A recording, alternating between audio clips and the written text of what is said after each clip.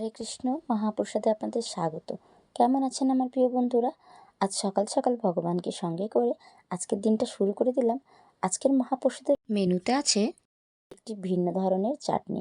হ্যাঁ, ঠিকই শুনেছেন, চাটনিই বলেছি আমি। আজকে বানাবো আমলকির চাটনি। প্রথমে কিছু আমলকি নিয়েছি, সেটা খুব ভালো করে ধুয়ে একটু আমি স্টিম করে ভাপিয়ে নিয়েছি। খুব বেশি নরম করে নেব না। এখন একটু ঠান্ডা হলে হাতের সাহায্যে একটু প্রেস করলে এগুলো ভেঙে ছোটো ছোটো টুকরো হয়ে যাবে।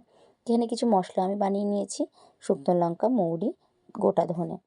চাটনিটা খেতে যেমন সুস্বাদু তেমনই এর গুণাগুণ অনেক বেশি। মশলাটা ভেজে নিয়েছি, যতক্ষণে ঠান্ডা হচ্ছে ততক্ষণ গুড়ের একটা সিরাপ বানিয়ে নিই।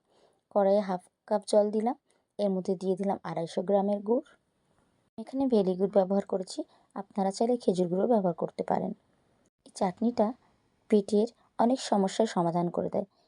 আপনারা সকলেই কম বেশি জানেন আমলকির অনেক গুণাগুণ, তাই বিস্তারিত আমি বললাম না। যতক্ষণে গুড়ের সিরাপটা হচ্ছে ততক্ষণে আমি মশলাটা আধা গুঁড়ো করে নেব। এটা আমি শিলপাটায় করেছি, আপনারা চাইলে মিক্সারেও করে নিতে পারেন। গুড়ের সিরাটা রেডি হয়ে এসছে। এটা কোনো তার বা কিছু করব না এটাতে, ঠিক যেমন চাটনির সময় আমরা করি ততটাই এটাকে গলিয়ে নেব আমি। এখন গ্যাসের ফ্লেমটা বন্ধ করে দেব।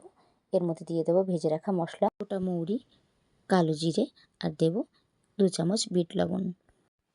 2 থেকে 3 মিনিট খুব ভালোভাবে নাড়াচাড়া করার পর এটা যখন মিশে যাবে এর মধ্যে দিয়ে দেবো টুকরো করে রাখা আমলকিগুলো এবং দিয়ে গ্যাসের ফ্লেমটা আমি অন করে দেব।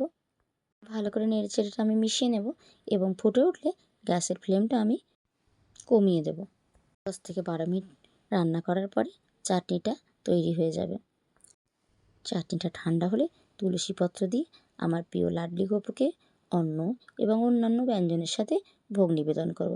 আজকে এই মহাপ্রসাদে আমলকির চাটনি আপনাদের কেমন লাগলো আমাকে কমেন্টে লিখে জানাবেন।